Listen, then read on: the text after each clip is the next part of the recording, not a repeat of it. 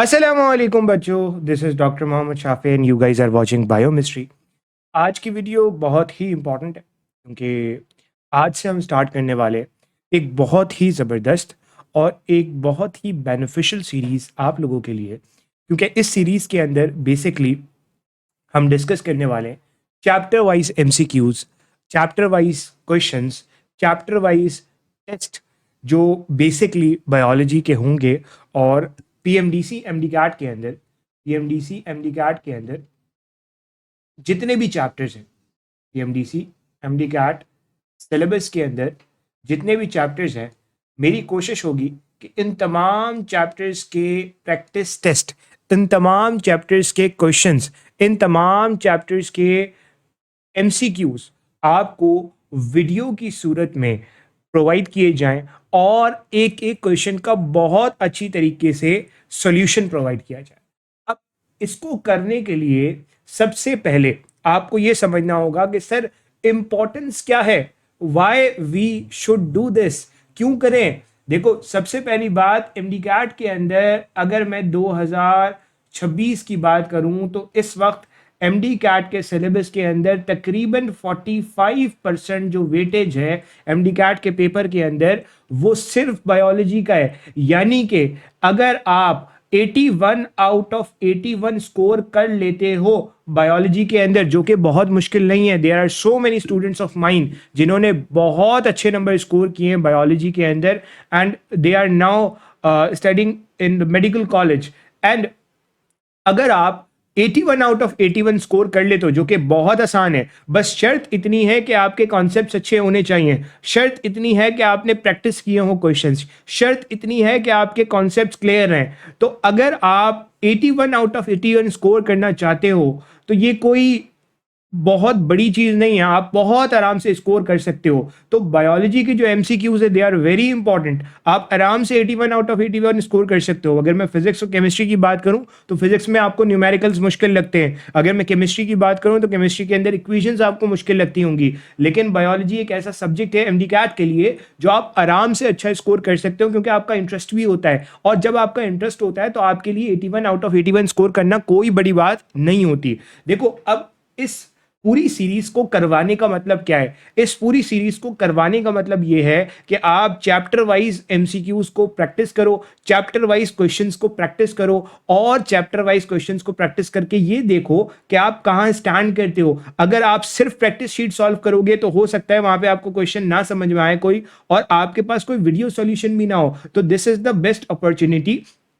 आपने करना यह है कि जब आप ये वीडियो देख रहे हो तो आपने सिंपली जो है वो अपने साथ एक नोट्स की कॉपी खोल के रखनी है और हर क्वेश्चन के एंड के ऊपर, फॉर एग्जांपल अभी आपको क्वेश्चन नंबर 1 नजर आएगा तो आपने क्या करना है, स्क्रीन को पॉज करना है, वीडियो को पॉज करना है और वीडियो को पॉज करके खुद उसका सॉल्यूशन करना है। अगर आप उसका सॉल्यूशन कर लेते हो एंड वीडियो को देखने के बाद आपको समझ में आता है कि सर ये तो मेरा बिल्कुल ठीक हुआ, इसका मतलब है वो कॉन्सेप्ट, वो टॉपिक आपने बहुत अच्छे से प्रिपेयर किया हुआ है।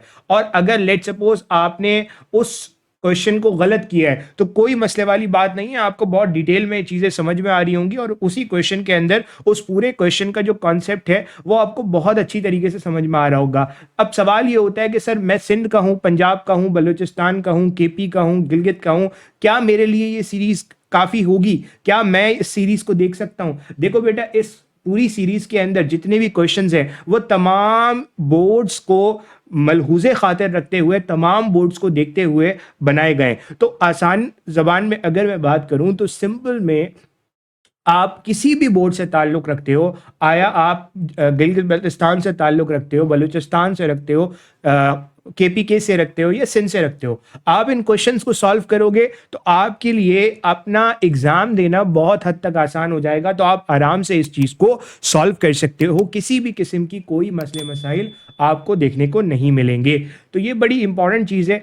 कोशिश करो कि इसको साथ साथ सॉल्व करो। अब होगा क्या, देखो एमडी कैट के अंदर एक वाहिद रास्ता जिससे आप स्कोर कर सकते हो वो एमसीक्यूज का आंसर करना ही है। और अगर आपको एमसीक्यू सॉल्व करने का तरीका नहीं आता, एमसीक्यूज को मार्क करने का तरीका नहीं आता, कॉन्सेप्ट लगाने का तरीका नहीं आता, तो अल्टीमेटली आप स्कोर इतना अच्छा नहीं कर पाओगे। और असल गेम तो बायोलॉजी का है। 81 अगर आपके नंबर आ गए तो पीछे जो नंबर बचते हैं उनको लेना काफी हद तक आसान हो जाता है, यानी कि आपका 40% तो सीधा सीधा यहां से सीधा हो जाता है। तो अल्टीमेटली आपके लिए बहुत हद तक आसानी हो जाती है। तो बताने का मकसद ये कि आपने कोशिश करनी है कि इस पूरी सीरीज को एंड तक देखना है, और मेरी कोशिश होगी कि तमाम चैप्टर्स जो एमडी कैट के अंदर इंक्लूडेड हैं उन तमाम चैप्टर्स के वीडियो सॉल्यूशन अपलोड किए जाए, ताकि आपको आइडिया हो सके कि आपकी प्रैक्टिस, आपके कॉन्सेप्ट इस वक्त कहाँ स्टैंड कर रहे हैं। So that's all about the introduction. बिना किसी देरी के हम इस वीडियो को स्टार्ट करते हैं और अपने चैप्टर की तरफ बढ़ते हैं। आज जो चैप्टर हम स्टार्ट करने वाले हैं, ये चैप्टर काफ़ी इंपॉर्टेंट चैप्टर है, जिसका नाम है cell structure and function. And ये चैप्टर बायोलॉजी के अंदर बहुत बेसिक्स सिखाता है आपको, और बहुत बेसिक के अंदर आता है। अगर आप ये चैप्टर अच्छे से कर लेते हो तो आपके बहुत सारे चैप्टर्स बहुत अच्छे हो जाते हैं। तो इस चैप्टर के क्वेश्चंस को लगाने के लिए, इस चैप्टर्स के क्वेश्चन को सॉल्व करने के लिए बहुत सिंपल सा तरीक़ेकार है कि आप मेरे साथ साथ इन क्वेश्चंस को सॉल्व करो। हर क्वेश्चन के बाद वीडियो पॉज करो, अपने कॉपी के अंदर इन क्वेश्चंस का आंसर लिखो, ताकि आपको तमाम क्वेश्चंस का जो है वो आंसर मिल सके और आपकी प्रैक्टिस बहुत अच्छी हो सके। तो बिना किसी देरी के स्टार्ट करते हैं। सबसे पहला क्वेश्चन है, in prokaryotic cell the cell wall is primarily made up of. Cell wall की बात की जा रही है, किसकी सेल वॉल? प्रोकैरियोटिक सेल की सेल वॉल की बात की जा रही है। अब ये जो प्रोकैरियोटिक सेल की सेल वॉल है, कहा यह जा रहा है आपसे कि it is made up of, ये किससे मिलके बनी होती है? तो जब प्रोकैरियोटिक सेल की सेल वॉल की बात की जाएगी तो प्रोकैरियोटिक सेल के अंदर आपके पास बैक्टीरिया और साइनोबैक्टीरिया आ जाता है। और जब मैं बैक्टीरिया की बात करता हूं तो बैक्टीरिया की cell wall it is made up of peptidoglycan या म्यूरिन, म्यूरिन या पेप्टाइडोग्लाइकन। जबकि अगर मैं प्लांट्स की बात करता हूं तो प्लांट्स की cell wall is made up of cellulose, plant की cell wall is made up of cellulose. जबकि फंजाई की cell wall is made up of chitin. तो काइटिन किसकी सेल वॉल में होता है? फंजाई की सेल वॉल के अंदर होता है। जबकि अगर मैं सेल्यूलोज की बात करूं तो सेल्यूलोज आपको कहाँ मिलता है? सेल्यूलोज आपको मिलता है बेसिकली प्लांट की सेल वॉल के अंदर, काइटिन आपको फंजाई की सेल वॉल के अंदर। इसी तरीके से अगर मैं बात करता हूँ म्यूरिन, तो ये आपको मिलता है बैक्टीरिया की सेल वॉल के अंदर। अब सवाल ये होता है कि प्रोकैरियोट की एग्जांपल में क्या आ जाता है? बैक्टीरिया और साइनोबैक्टीरिया। तो यहाँ पे कह रहे हैं प्रोकैरियोटिक की सेल वॉल किससे मिलकर बनी होती है? तो आपका आंसर सिंपली यहाँ पे क्या हो जाएगा? ऑप्शन डी, यानी कि म्यूरिन हो जाएगा। आगे चलते हैं अगले क्वेश्चन की तरफ। तो अगले क्वेश्चन में आपसे कहा जा रहा है, identify the structure which is only found in animal cell. कौन सा ऐसा स्ट्रक्चर है जो सिर्फ और सिर्फ आपको एनिमल सेल के अंदर मिलता है, कहीं और नहीं मिलता? एनिमल सेल के अंदर जब मैं बात करता हूं तो एनिमल सेल में आपको वैक्यूल, एनिमल सेल और प्लांट सेल दोनों में मिल सकता है। एनिमल सेल में बहुत बड़ा नहीं होगा बट होगा, हो सकता है। माइक्रोट्यूब्यूल्स की बात करूं तो माइक्रोट्यूब्यूल्स नॉर्मली आपको प्लांट्स के अंदर मिलते हैं, क्योंकि वहां पे सेंट्रियोल नहीं होता। तो नॉर्मली माइक्रोट्यूब्यूल्स आपको साइटोप्लाज्म में प्लांट के अंदर मिल रहे होते हैं। राइबोसोम आपको चाहे प्रोकैरियोटिक हो यूकैरियोटिक हो दोनों के अंदर देखने को मिलेगा, एनिमल प्लांट दोनों के अंदर देखने को मिलेगा। तो यहाँ पे जो करेक्ट आंसर बनता है that is option A, that is centriole. आगे चलते हैं अगले क्वेश्चन की तरफ। अगले क्वेश्चन में आपसे कह रहा है, a cell has following molecules and structures. एक सेल है जिसके पास एंजाइम है, डीएनए है, राइबोसोम है, प्लाज्मा मेम्ब्रेन है और माइटोकॉन्ड्रिया है। कह रहा है it could be a cell from, ये किसका सेल हो सकता है? देखो अब यहाँ पे एंजाइम, डीएनए, राइबोसोम ये सब तो लिखा हुआ है, लेकिन यहाँ पे जो इंपॉर्टेंट चीज है ना वो ये है mitochondria. Why mitochondria is important? क्योंकि माइटोकॉन्ड्रिया आपके पास मेम्ब्रेन बाउंड ऑर्गेनील है, और मेम्ब्रेन बाउंड ऑर्गेनील जो होता है ये आपको सिर्फ यूकैरियोटिक सेल में मिलता है। अब यहाँ पे आप यूकैरियोटिक सेल देख लो, बैक्टीरिया यूकैरियोटिक है? नो, प्रोकैरियोटिक है, ये तो नहीं हो सकता। An animal but not a plant cell, ठीक है आगे पढ़ लेते हैं। A plant but not an animal cell. अब देखो एनिमल सेल और प्लांट सेल में मेजर डिफरेंस क्या है? एनिमल सेल के अंदर आपको सेल वॉल नहीं मिलेगी, एनिमल सेल में कोई सेल वॉल नहीं होती, मेजर डिफरेंस। जबकि प्लांट में होती है, प्लांट में होती है, सही है। तो अगर यहाँ पे सेल वॉल का जिक्र नहीं किया हुआ इन्होंने, इसका मतलब ये है कि अल्टीमेटली या ये जो सेल है वो प्लांट भी हो सकता है और एनिमल भी हो सकता है, क्योंकि यहाँ पे लिखा हुआ नहीं है, यहाँ पे इन्होंने क्लियरली नहीं लिखा हुआ कि सेल वॉल है या नहीं, या सेल वॉल के बारे में कोई क्लियर इंडिकेशन नहीं है। तो ये एनिमल सेल भी हो सकता है और ये प्लांट सेल भी हो सकता है। इसकी वजह से इसका आंसर ऑप्शन डी बन जाता है। So option D is the right answer. आगे चलते हैं और अगले क्वेश्चन की तरफ बढ़ते हैं। अगले क्वेश्चन में आपसे कह रहा है which of the following is true about fluid Mosaic model. Fluid Mosaic model के बारे में क्या स्टेटमेंट ठीक है? फ्लूइड मोजाइक मॉडल के बारे में क्या स्टेटमेंट बिल्कुल ठीक है? जब मैं फ्लूइड मोजाइक मॉडल की बात करता हूं तो मुझे ये समझ में आता है कि यहाँ पे आपको फॉस्फोलिपिड मिलेंगे और ये जो फॉस्फोलिपिड है वो इस तरीके से पैरेलल फैशन के अंदर अरेंज होंगे। उसके अलावा यहाँ पे आपको क्या मिलेगा? यहाँ पे आपको इंटीग्रल प्रोटीन मिलेंगे, तो इस तरीके से आपको इंटीग्रल प्रोटीन मिल जाएंगे। और उसके अलावा यहाँ पे आपको कुछ एक्सट्रिंसिक प्रोटीन भी मिल सकते हैं। ठीक है, तो ये बेसिक सा स्ट्रक्चर है किसका? ये बेसिक सा स्ट्रक्चर है आपके सेल मेम्ब्रेन का, फ्लूइड मोजाइक मॉडल। तो फ्लूइड मोजाइक मॉडल ये कहता है कि एक समंदर है लिपिड का, उसमें प्रोटीन तैर रहा है। अब अगर आप इन चीजों को देखो तो कह रहे हैं क्या स्टेटमेंट ठीक है? Protein are embedded at places in the phospholipid bilayer between the two protein layer. अब अगर मैं इस स्टेटमेंट की बात करूं तो फॉस्फोलिपिड की दो लेयर्स हैं और इन फॉस्फोलिपिड की लेयर्स के दरमियान आपको क्या मिल रहा है? प्रोटीन मिल रहा है। तो अगर इस स्टेटमेंट को देखा जाए तो this statement is technically true, but आगे बढ़े ताकि अगर आगे कोई और अच्छा ऑप्शन है तो उस पर भी बढ़ सके। कह रहे phospholipid layer is sandwiched between two protein layer. क्या प्रोटीन की लेयर के दरमियान, इस तरीके से दो प्रोटीन की लेयर है और उनके दरमियान फॉस्फोलिपिड की लेयर मिलती है, तो सैंडविच मॉडल था जो कि बाद में मॉडिफाई हुआ फ्लूइड मोज़ेक मॉडल के अंदर। इसका मतलब ये तो नहीं हो सकता। अगले स्टेटमेंट में कह रहा है phospholipid monolayer is present on the top of a protein layer. तो ऐसा भी नहीं है, ऐसा नहीं है कि फॉस्फोलिपिड की एक ही लेयर है और उसके ऊपर प्रोटीन की लेयर मिल रही है, ये भी नहीं है। अगले स्टेटमेंट में कह रहा है phospholipid bilayer is present on top of protein layer. Phospholipid की जो लेयर है वो प्रोटीन के ऊपर मौजूद है, इस तरीके से भी कोई मामला नहीं है। तो असल जो इसका आंसर बनता है वो बनता है option A. So option A is the right answer. आगे चलेंगे अगले स्टेटमेंट की तरफ और अगले क्वेश्चन में आपसे कह रहे हैं एक सेल ऑर्गेनील है जो कि आपको प्रोटेस्टा और मोनारा के अंदर कॉमनली देखने को मिलेगा। प्रोटेस्टा और मोनारा, मोनारा और प्रोटेस्टा की जब बात की जाएगी तो आपके जहन में फौरन आएगा वो तमाम ऑर्गेनिजम्स जो कि बैक्टीरिया होंगे। तो आपके जहन में फौरन क्या आएगा? बैक्टीरिया आएगा। अब अगर आपके जहन में बैक्टीरिया आएगा तो वैक्यूल मेम्ब्रेन बाउंड ऑर्गेनील तो आपको मिलते ही नहीं है इसके अंदर, मोना प्रोकैरियोट्स के अंदर। तो बैक्टीरिया प्रोकैरियोटिक नेचर का है, तो वैक्यूल, लाइसोसोम और क्लोरोप्लास्ट ये तो सवाल ही पैदा नहीं होता।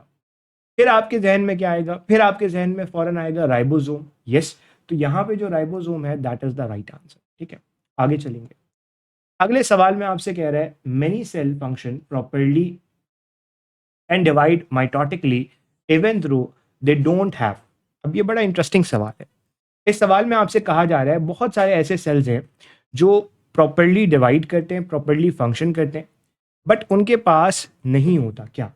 जब इस चीज़ की बात की जाएगी तो देखो, नॉर्मली सेल के पास, अगर मैं बहुत सारे सेल्स की बात करूं तो उनके पास साइटोस्केलेटन होता है।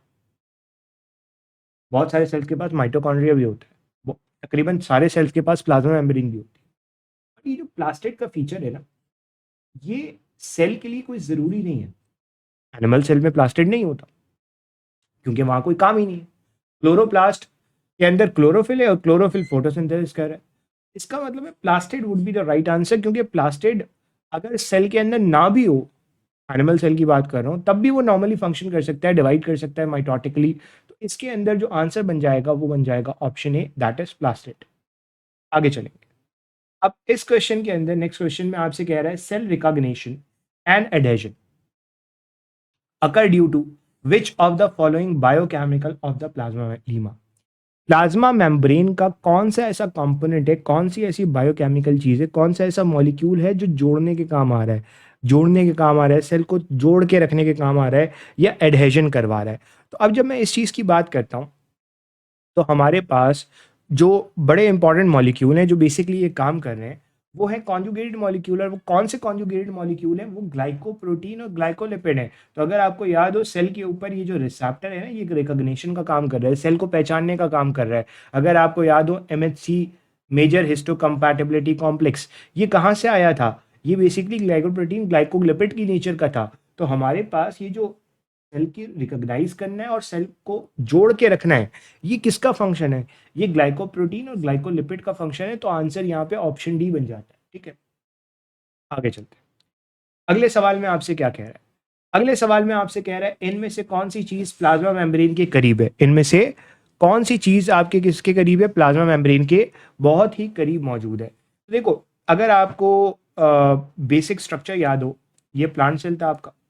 इस प्लांट सेल के दो प्लांट सेल के दरमियान आपको मिलती है मिडिल लैमेला। मिडिल लैमेला के अंदर वाली साइड पे आपको ये मिलेगा प्राइमरी मेम्ब्रेन। फिर उसके बाद आपको बहुत बड़ी सेकेंडरी मेम्ब्रेन नजर आएगी और ये आपके पास सेल मेम्ब्रेन। तो सेल मेम्ब्रेन के सबसे करीब कौन सी मेम्ब्रेन है और कौन सी वॉल है? सेकेंडरी वॉल है। तो अगर आप इसको देखते चलो तो आंसर यहाँ पे सेकेंडरी सेल वॉल हो जाएगा, ऑप्शन डी हो जाएगा। ठीक है, तो आंसर हो गया ऑप्शन डी। आगे चलते हैं। अगले सवाल में आपसे क्या कह रहा है? अगले सवाल में आपसे कह रहा है the rate of diffusion of a specific substance through a plasma membrane is affected by all of the following except. Rate of diffusion, diffusion कितनी तेज होगी, ये तमाम चीजों के ऊपर डिपेंड करता है सिवाय। देखो, पहली बात, मान के चलो ये मेरे पास एक मेम्ब्रेन है और यहाँ पे एक मॉलिक्यूल है। यहाँ पे क्या, एक मॉलिक्यूल, और उसकी कंसेंट्रेशन बाहर ज्यादा है। बाहर क्या है? कंसेंट्रेशन ज्यादा है। अंदर क्या है? कंसेंट्रेशन कम है। अब diffusion higher concentration to lower concentration होती है।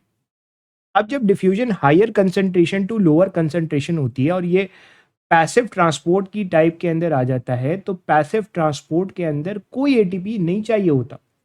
No ATP, no ATP required.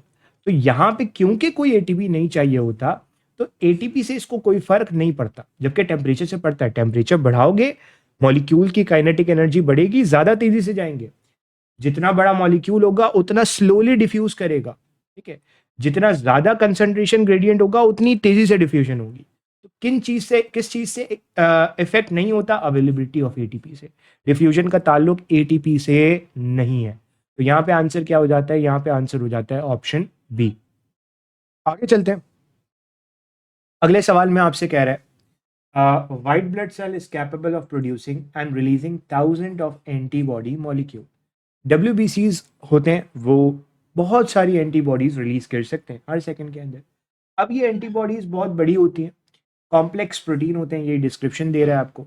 Then how would you expect them to leave the cell? ये किस तरीके से सेल को छोड़ के बाहर निकलती हैं? This is a very important concept, this is a very जबरदस्त कॉन्सेप्ट। अब देखो, सेल से बाहर निकलने के लिए आपके पास एक सिंपल डिफ्यूजन है, बट यहां पे कह रहे हैं हर सेकंड के अंदर हजारों एंटीबॉडीज निकल रही है। तो इसका मतलब ये कि हर सेकंड के अंदर सेल से बहुत सारी एंटीबॉडीज एक ही वक्त में निकल रही है। This is called the bulk transport. इसको कहते हैं बल्क ट्रांसपोर्ट। एक वक्त में बहुत सारी चीज को सेल से बाहर निकालना या सेल के अंदर लेकर आना। अब ये बल्क ट्रांसपोर्ट मेजरली दो तरह की है। एंडोसाइटोसिस, यानी कि सेल के अंदर आ रही है कोई चीज बहुत ज्यादा तादाद के अंदर। दूसरा एक्सोसाइटोसिस, सेल के बाहर जा रही है बहुत ह्यूज क्वांटिटी के अंदर। अब मान के चलो ये बहुत सारी एंटीबॉडीज हैं, हजारों एंटीबॉडीज हैं, मैं तीन बना रहा हूँ, तीन चार। अब अगर इनको सेल से बाहर जाना है, ऑब्वियसली ये एक वेजाइकल के अंदर होगी। अब ये वेजाइकल जाएगा और जाके बेसिकली जो सेल मेम्ब्रेन है इसके साथ कर जाएगा फ्यूज, और सेल मेम्ब्रेन के साथ फ्यूज करने के नतीजे में ये जो एंटीबॉडीज है ये बाहर निकल जाएंगी। हजारों एंटीबॉडीज बाहर निकल जाएंगी, ये सेल से बाहर जा रही। तो दिस इज साइटोसिस। बट कौन सी साइटोसिस? साइटोसिस मतलब ट्रांसपोर्ट चल रही, कौन सी साइटोसिस है, सेल के अंदर आने वाली या बाहर जाने वाली? This is nothing but this is exocytosis, this is exocytosis, ठीक है। तो यहाँ पे जो आंसर होगा that is option A, exocytosis. अब यहाँ पे एक ऑप्शन लिखा हुआ है बाय एक्टिव ट्रांसपोर्ट। देखो एक्टिव ट्रांसपोर्ट की ही टाइप हमारे पास एक्सोसाइटोसिस है, बट प्रिसाइजली आंसर एक्सोसाइटोसिस होगा। पिनोसाइटोसिस के अंदर लिक्विड अंदर आ रहा होता है, जबकि रिसेप्टर मीडिएटेड एंडोसाइटोसिस के अंदर रिसेप्टर के जरिए एंडोसाइटोसिस हो रही होती है। यहाँ पे आंसर ऑप्शन ए बन जाता है। आगे चलते हैं, कह रहे phagosome and pinosome are collectively referred as. सबसे पहले तो हमें ये समझना होगा कि फेगोसोम और पिनोसोम क्या होते हैं। फॉर एग्जाम्पल, एक लिक्विड सब्सटेंस है और वो बाहर सेल के अंदर बहुत ज़्यादा तादाद के अंदर पड़ा हुआ है, मैं एक साथ सेल के अंदर लेकर आना चाहता हूँ। तो सबसे पहले ये लिक्विड सब्सटेंस आएगा और आने के बाद ये हमारे पास इस तरीके से सेल में इन्वेजिनेशन क्रिएट करेगा, इसके अंदर आ जाएगा एंड अल्टीमेटली ये वेसिकल में बंद होकर सेल के अंदर एंटर कर जाएगा। This is called the endocytosis, cell के अंदर आना।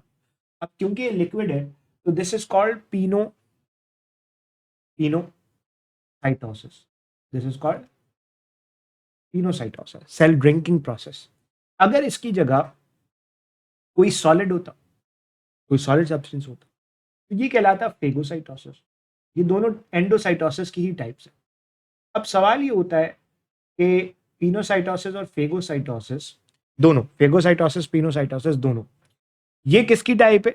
ये हमारे पास एंडोसाइटोसिस की टाइप है। अब ये जो वेसिकल है जिसके अंदर ये पिनोसाइटोसिस के नतीजे में बना है, this is called pinosome, pinosome. और इसी तरीके से फेगोसाइटोसिस के नतीजे में जो बनेगा दैट वुड बी फेगोसोम। तो पिनोसोम और फेगोसोम ये मेजर मेजर चीज है, ठीक है। अब सवाल क्या आता है कि इसको कलेक्टिवली आप क्या कह रहे हो? This is collectively called what? Endocytosis के नतीजे में बन रहा है तो इसे आप क्या कह सकते हो? एंडोजोम कह सकते हो। क्या कह सकते हो? एंडोजोम कह सकते हो। तो यहाँ पे जो आंसर बनेगा वो बनेगा option B, endosome. Not lysosome, not glyoxysome, ये तो वेसिकल्स हैं, ये तो ऑर्गेनील्स हैं। स्पीरोसोम भी नहीं होगा, तो आंसर हो जाएगा ऑप्शन बी। आगे चलते हैं, अगले सवाल में आपसे कह रहे हैं middle lamella is, middle lamella क्या है? अब जब मिडिल लैमेला की बात की जाएगी तो ये एक सेल है, ये दूसरा सेल, इन दोनों सेल्स के दरमियान ये जो बाउंड्री है ना, दिस इज मिडिल लैमेला। तो मिडिल लैमेला का काम दो सेल्स को जोड़ के रखने का। It is not plasma membrane, ये सेल वॉल की लेयर है। सेल वॉल की तीन लेयर्स होती हैं, middle lamella, primary wall, secondary wall. तो it is the cell wall, it is the cell wall, it is not a cell material. Again, it is not a pore, it is a cell wall between two adjacent cell, दो cells के दरमियान की cell wall. Option हो जाएगा option D, ठीक है। Correct answer क्या हो जाएगा? करेक्ट आंसर यहाँ पे हो जाएगा option D. So correct answer would be option D. आगे चलते हैं अगले सवाल की तरफ। अगले सवाल में आपसे कहा जा रहा है cell wall shows, cell wall क्या शो करती है? तो जो सेल वॉल होती है that is a non living structure, और क्योंकि cell wall non living structure होता है तो सेल वॉल फुल्ली परमिएबल, जबकि जो सेल मेम्ब्रेन होती है वो डिफरेंशियली परमिएबल या selectively permeable. It is fully permeable, it is fully permeable. तो ये जो सिलेक्टिवली परमिएबल, सेमी परमिएबिलिटी या डिफरेंशियल परमिएबिलिटी, ये हमें देखने को मिलती है सेल मेम्ब्रेन। जबकि इम्पर्मिएबल का मतलब है कोई चीज़ नहीं आ सकती, that is not happen with the cell wall. तो जो करेक्ट आंसर बनता है दैट इज फुल्ली परमिएबल, यानी कि कंप्लीट परमिएबिलिटी, हर चीज सेल के अंदर आ सकती है through cell wall, basic concept, ठीक है। आगे चलते, अगले सवाल में कह रहा है protoplasmic strand between adjacent plant cells are. दो प्लांट सेल्स के दरमियान जो प्रोटोप्लाज्मिक स्ट्रैंड्स हैं, ठीक है, उनको आप क्या कह रहे हो? तो so this is basically very important thing. मान के चलो ये हमारे पास एक सेल है, ये दूसरा सेल, इन दोनों के दरमियान जो प्रोटोप्लाज्मिक स्ट्रैंड है जो बेसिकली प्रोटोप्लाज्म को कनेक्ट कर रहा है, this is nothing but a very important concept and this is the plasmodesmata. So this is plasmodesmata और ये कनेक्शन का काम कर रहा है तो सेल्स के दरमियान। तो यहाँ पे जो आंसर बनता है that is option C, plasmodesmata. आगे चलेंगे, अगले सवाल में आपसे कह रहा है which of the following is not a characteristic of cytosol. Cytosol का कैरेक्टरिस्टिक नहीं है, साइटोसोल का कैरेक्टरिस्टिक नहीं है। तो साइटोसोल के बारे में कह रहा है it's around the cytoskeleton. Yes, cytoskeleton क्या होता है बेसिकली, दिस इज सेल के अंदर साइटोप्लाज्म है और जो कुछ भी है दिस इज साइटोसोल। कुछ किताबें ये कहती हैं कि cytoplasm is divided into cytosol and cytogel. तो आप अंदर वाला हिस्सा समझ लो साइटोसोल। अब ये जो साइटोसोल है ये बड़ा इंपॉर्टेंट है। क्यों इंपॉर्टेंट है? क्योंकि हमारे पास जो साइटोसोल वाला पार्ट है इसके अराउंड आपको बेसिकली ये जो हिस्सा है ये साइटोस्केलेटन को सराउंड करेगा। बिल्कुल ठीक है, बिल्कुल सही है, आपने वो बताना है जो नहीं है, ठीक है। इसी तरीके से कह रहा है it is a fluid portion of the cytoplasm. ये fluid portion obviously sol solution fluid, ठीक है। It is located inside the nucleus and organic नहीं, ये तो साइटोप्लाज्म का पार्ट है ना, तो न्यूक्लियस के अंदर कैसे हो सकता है? न्यूक्लियस के अंदर तो न्यूक्लियोप्लाज्म होगा, यही तो गलत आंसर है। तो answer is option C, but आगे पढ़ लेते हैं। बोथ ऑर्गेनिक और इनऑर्गेनिक सब्सटेंस मिलेंगे, यस। आगे चलते हैं अगले सवाल की तरफ। कह रहा है enzyme that facilitate the transport through the cell membrane. कौन सा ऐसा एंजाइम है जो सेल मेम्ब्रेन के अक्रॉस ट्रांसपोर्ट को फैसिलिटेट करता है, ट्रांसपोर्ट को बढ़ा रहा होता है, ट्रांसपोर्ट को मेजरली जो है वो अच्छा कर रहा होता है, फैसिलिटेट कर रहा होता है। अब देखो अमाइलेज तो हाइड्रोलाइटिक एंजाइम है, तो ये तो नहीं हो सकता। अगर आपको इस सवाल का आंसर नहीं भी आता ना तो आप एलिमिनेशन मेथड लगा सकते हो। लाइगेज का काम नॉर्मली ट्रांसपोर्ट के अंदर नहीं है, ये भी नहीं हो सकता। एंडोन्यूक्लिएज का काम समवॉट न्यूक्लिक एसिड से है, तो ये भी नहीं हो सकता। यहाँ पे जो करेक्ट आंसर बनता है that would be permease. So permease would be the right answer. अगर आपको इसका जवाब नहीं भी आता तो no problem, just elimination method लगाओ, आपके लिए चीज आसान हो जाएगी। आगे चलते हैं। What are the sac-like structure of endoplasmic reticulum? Endoplasmic reticulum का सैक लाइक स्ट्रक्चर कौन सा है? तो बेसिकली एंडोप्लाज्मिक रेटिकुलम में इस तरीके से आपको क्या मिलेंगे, इस तरीके से आपको फोल्डिंग्स मिलेंगी। अब इन फोल्डिंग्स को आप नाम देते हो सिस्टर्निक। जबकि जो माइटोकॉन्ड्रिया के अंदर आपको मिलते हैं बेसिकली इस तरीके से मेम्ब्रेन, दिस इज क्रिस्टाई, ठीक है। तो यहाँ पे आपसे एंडोप्लाज्मिक रेटिकुलम का पूछ रहे हैं तो आंसर हो जाएगा सिस्टर्न, ऑप्शन सी। आगे चलते हैं।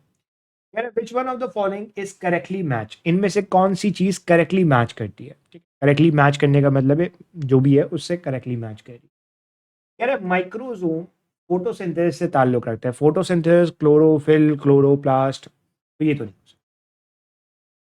Lysosome synthesis of amino acid, no. Lysosome से किस तरीके से सिंथेसिस ऑफ अमाइनो एसिड करेगा, बल्कि इसका काम तो इंटरसेलुलर डाइजेशन है, तो ये भी नहीं हो सकता। Centrosome enzyme for digestion, centrosome का काम है डाइजेशन के लिए एंजाइम बनाना, नो, ये तो राइबोसोम का काम है। यार endoplasmic reticulum formation of new nuclear membrane, yes. हमारे पास जो एंडोप्लाज्मिक रेटिकुलम होता है वो बिल्कुल न्यूक्लियर मेम्ब्रेन से शुरू होता है। तो सम बुक सेज की जो न्यूक्लियर मेम्ब्रेन है इसको बनाने के अंदर एंडोप्लाज्मिक रेटिकुलम का मेजर रोल है। तो आंसर हो जाएगा option D, E R, that is the formation of new nuclear membrane. अगले सवाल की तरफ बढ़ते हैं। अगले सवाल में आपसे कह रहे हैं endoplasmic reticulum of rapidly dividing cell is.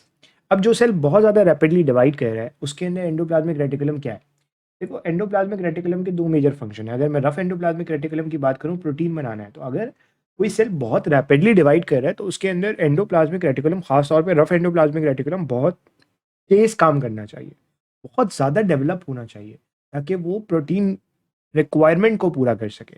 तो क्योंकि रफ एंडोप्लाज्मिक रेटिकुलम इतना इंपॉर्टेंट है, तो रैपिडली डिवाइडिंग सेल जो बहुत तेजी से डिवाइड कर रहा है उसके अंदर, to be very precise, endoplasmic reticulum है वो हाईली डेवलप होना चाहिए। कैसा होना चाहिए? हाईली डेवलप होना चाहिए।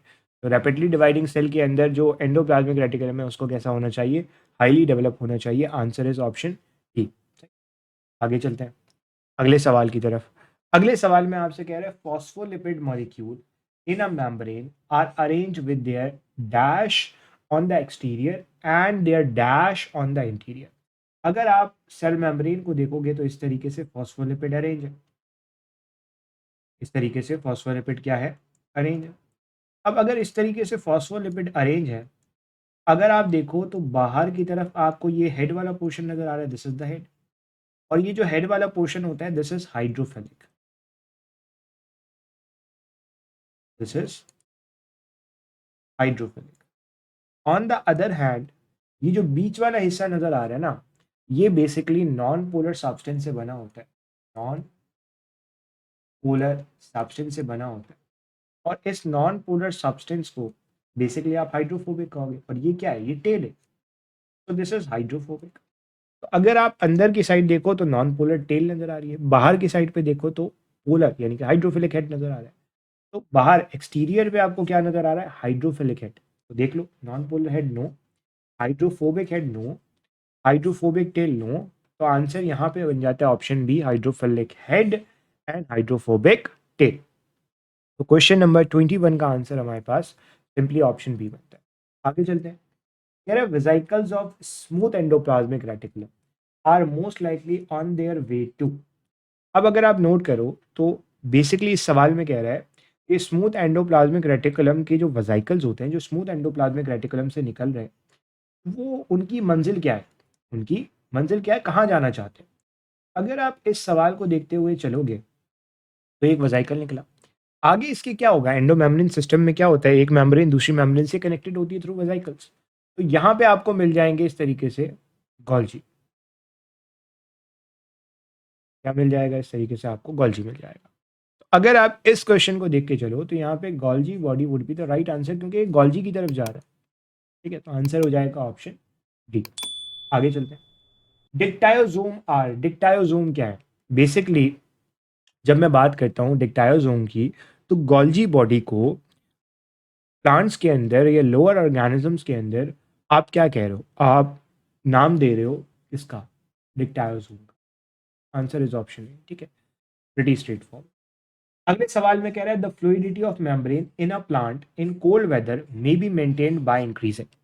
अब फ्लूइडिटी का मतलब है मेम्ब्रेन कितनी फ्लूइड है, मेम्ब्रेन फ्लूइड होगी तो चीजें आराम से जा पाएंगी, मेम्ब्रेन सॉलिड होगी तो चीजें आराम से नहीं जा पाएंगी। अब सेल मेम्ब्रेन जो कि आपके पास प्लांट सेल की होती है, इसमें इस फ्लूइडिटी को कैसे मेंटेन किया जाता है, क्या बढ़ा के मेंटेन किया जाता है। तो यहाँ पे जब आप देख रहे होते हो, आपको एक बात का अंदाजा होता है कि अगर आप इसके अंदर, अगर आप मेम्ब्रेन की फ्लूइडिटी को बढ़ाना चाहते हो, मेम्ब्रेन को ज़्यादा फ्लूइड बनाना चाहते हो, तो ये जो टेल है ना, ये आप किसी ऐसे सब्सटेंस से बनाओ, किसी ऐसे सब्सटेंस की बनाओ जो कि हाइड्रोकार्बन तो हो, बट ये हाइड्रोकार्बन अनसैचुरेटेड हो, क्योंकि अनसैचुरेटेड नॉर्मली जो है वो इतनी ऐसे आसानी से फ्रीज नहीं होता। आप इसको लार्ज इंटीग्रल प्रोटीन से बनाओगे, no. Concentration of cholesterol in the membrane, plant के अंदर कोलेस्ट्रॉल वाला कोई कॉन्सेप्ट नहीं होगा, तो ये नहीं हो सकता। Number of phospholipid with saturated, no, saturated भी नहीं होगा। तो आंसर यहाँ पे बनता है option D. Very straight forward question. आगे चलते हैं। अगले सवाल में कह रहा है beside giving out secretory vesicle, secretory vesicles के अलावा गोल्जी एपरेटस का एक काम और है, और वो है फॉर्मेशन ऑफ डैश। क्या, अगर आप गोल्जी को देखोगे तो गोल्जी वेसिकल्स प्रोड्यूस करते हैं, और ये वेसिकल सेल के मिड में अरेंज होते हैं जब बेसिकली सेल डिवाइड हो रहा होता है, प्लांट सेल की बात करें। फिर ये वेसिकल्स फ्यूज कर जाते हैं, और यहाँ पे एक वॉल बनती है जिसको आप कहते हो फ्रेगमोप्लास्ट, फ्रेगमोप्लास्ट। ये फ्रेगमोप्लास्ट कहाँ बनता है, ये फ्रेगमोप्लास्ट आपके पास प्लांट के अंदर बनता है। तो सेल वॉल इन बैक्टीरिया के अंदर इसका कोई रोल नहीं है, फास्टेड भी नहीं होगा, राना भी नहीं है। आंसर हो जाएगा ऑप्शन डी, स्ट्रेट फॉरवर्ड। आगे चलिए। Lysosome are also called as they have, lysosome को आप क्या कहते हो, लाइसोसोम का मेजर काम क्या है, लाइसोसोम के अंदर आपको बहुत सारे ऐसे एंजाइम मिलेंगे जो डाइजेशन करवाते हैं, जैसे एसिड फॉस्फेटेज, इस तरीके से बहुत सारे एंजाइम। तो लाइसोसोम को जब आप देखोगे तो एंजाइम्स मिल रहे हैं, और ये एंजाइम डाइजेशन करवा रहे हैं, तो they are digestive enzymes, they are not oxidising, they are not carboxylating, no respiratory. Answer pretty straight forward, option A.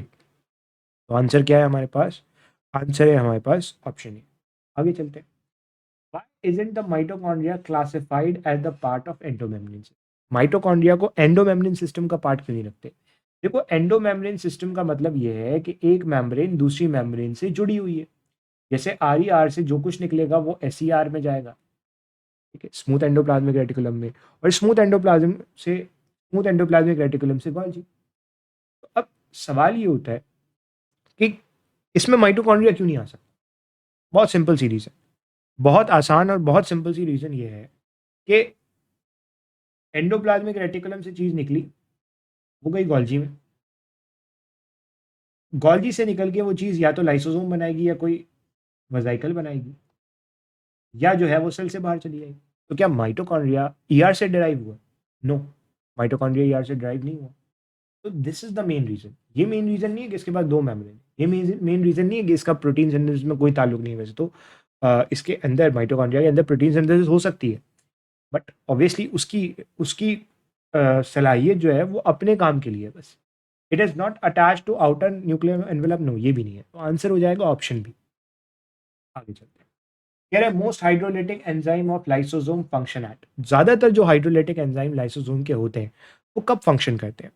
That is a very straight forward question, इतना कोई डिफिकल्ट क्वेश्चन नहीं है। होता ये है कि आप लाइसोसोम के जो एंजाइम को देखते हो, ये एंजाइम ज़्यादा अच्छा काम करते हैं एसिडिक पीएच के ऊपर।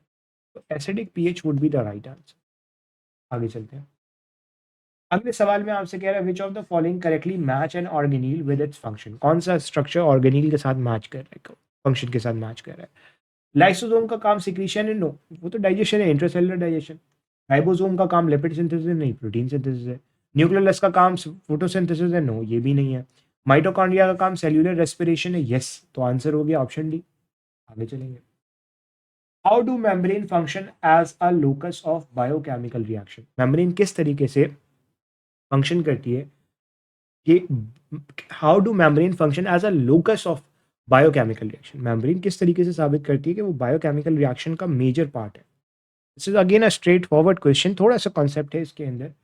समझने वाली बात यह है कि आपको बहुत सारे enzymes in the form of extrinsic proteins या इस तरीके से आपको मिल जाएंगे, जो बेसिकली क्या कर रहे होते हैं, जो बेसिकली आपके पास रिएक्शंस के अंदर इन्वॉल्व होते हैं। ना सिर्फ ये, बल्कि मेजरली मेम्ब्रेन के पास बहुत सारे एंजाइम्स पड़े होते हैं जो बहुत इंपॉर्टेंट फंक्शन कर रहे होते हैं। मेम्ब्रेन की लिपिड का कोई काम नहीं, कैटलाइजेशन नहीं है इसका। मेम्ब्रेन एक्टिवेशन एनर्जी भी नहीं बढ़ाती। मेम्ब्रेन रिएक्टेंट को प्रोडक्ट से भी सेपरेट नहीं करती। इसका आंसर है option C, membrane hold enzyme of sequential reactions in the close proximity. Answer is option C. आगे चलिए। The inner membrane of mitochondria bear folding called cristae which. अब होता यह है कि जो इनर फोल्डिंग होती है जिसको आप क्रिस्टाई कह रहे हो, इसके अंदर आपको मिलता है इलेक्ट्रॉन ट्रांसपोर्ट चेन। और ये जो इलेक्ट्रॉन ट्रांसपोर्ट चेन होता है ये क्या करता है? ये NADH और FADH को कन्वर्ट करता है ATP में, जिसे आप ऑक्सीडेटिव फॉस्फोराइलेशन कहोगे, या इसे आप प्रेसाइजली क्या कहोगे, इसे आप प्रेसाइजली जो है वो इलेक्ट्रॉन ट्रांसपोर्ट चेन कहोगे। अब जितनी ज़्यादा फोल्डिंग्स होंगी उतनी ज़्यादा इलेक्ट्रॉन ट्रांसपोर्ट चेन होगी, जितनी ज़्यादा इलेक्ट्रॉन ट्रांसपोर्ट चेन होगी उतना ज़्यादा ATP बने। तो इसका मेजर फंक्शन क्या है पूछ रहा, विच तो आसान जबान में इस ये सरफेस एरिया बढ़ा रही है, ATP सप्लाई बढ़ा रही है, बट इनडायरेक्टली। थिकनेस नहीं कह सकते, एक्सटर्नल सब्सटेंस को दूर रख रही है ये भी नहीं कह सकते। जो डायरेक्ट आंसर है वो है ऑप्शन बी। आगे चलते हैं। ऑक्सीजोम अकर ऑन, ऑक्सीजोम की बात कर रहे हैं। अब जब मैं ऑक्सीजोम की बात करता हूँ तो हमारे पास ऑक्सीजोम के बारे में हमें ये पता होना चाहिए कि जो ऑक्सीजोम स्ट्रक्चर है ये बेसिकली क्या है? ऑक्सीजोम ये बेसिकली वही ATP synthase F0 F1 particle को आप कह रहे हो, F0 F1 पार्टिकल को आप ऑक्सीजोम कह रहे हो। ये कहाँ मिलेगा? इलेक्ट्रॉन ट्रांसपोर्ट चेन का पार्ट है, और इलेक्ट्रॉन ट्रांसपोर्ट चेन के जो प्रोटीन होते हैं वो इनर माइटोकॉन्ड्रियल मेम्ब्रेन में होते हैं। तो आंसर हो जाएगा ऑप्शन डी। आगे चलते हैं और अगले क्वेश्चंस की तरफ बढ़ते हैं। क्या है, during oxidation long chain fatty acids are first converted to acetyl coenzyme A in. Fatty acid acetyl coenzyme A के अंदर कन्वर्ट होता है, इस प्रोसेस को आप कहते हो बीटा ऑक्सीडेशन। और ये जो बीटा ऑक्सीडेशन है ना, ये कहाँ हो रही होती है? ये बीटा ऑक्सीडेशन बायोएनर्जेटिक्स का सवाल भी है और ये यहाँ पे भी सवाल बन सकता है। ये होती है माइटोकॉन्ड्रिया के अंदर। तो स्ट्रेट फॉरवर्ड सवाल का जवाब है माइटोकॉन्ड्रिया। आगे चलिए। माइटोकॉन्ड्रिया एक सेमी ऑटोनोमस ऑर्गेनील है। क्यों सेमी ऑटोनोमस? का मतलब है खुद रेप्लिकेट कर सकता है। रेप्लिकेट करने के लिए प्रोटीन चाहिए। प्रोटीन कैसे बनेगा? अपना DNA होना चाहिए, अपना RNA होना चाहिए, अपना राइबोसोम होना चाहिए। ये सारी चीज़ें होती हैं इसके अंदर। तो इन सारी चीज़ों को देखते हुए इसके पास अपना DNA, अपना मैसेंजर RNA, अपना राइबोसोम है। तो इसलिए answer option D, DNA mRNA ribosome. आगे चलेंगे। कह रहे इनमें से कौन सा मिसमैच है? मिसमैच का मतलब है करेक्ट नहीं। ठीक है? अब जब मिसमैच की बात की जाएगी तो इलियोप्लास्ट प्लास्टेट की वो टाइप है जो ऑयल को स्टोर करता है। ठीक है, सही है, ये मिसमैच नहीं है। अमाइलोप्लास्ट प्रोटीन को स्टोर करता है, amylo somewhat related to carbohydrate, तो ये मिसमैच है, यही मिसमैच है, आंसर ऑप्शन। क्लोरोप्लास्ट के पास क्लोरोफिल होगा तो ये तो बिल्कुल ठीक है, ल्यूकोप्लास्ट के पास नो पिगमेंट तो ये भी ठीक है, इसका मतलब है आंसर ऑप्शन भी है, मिसमैच पूछा है। आगे चलते हैं।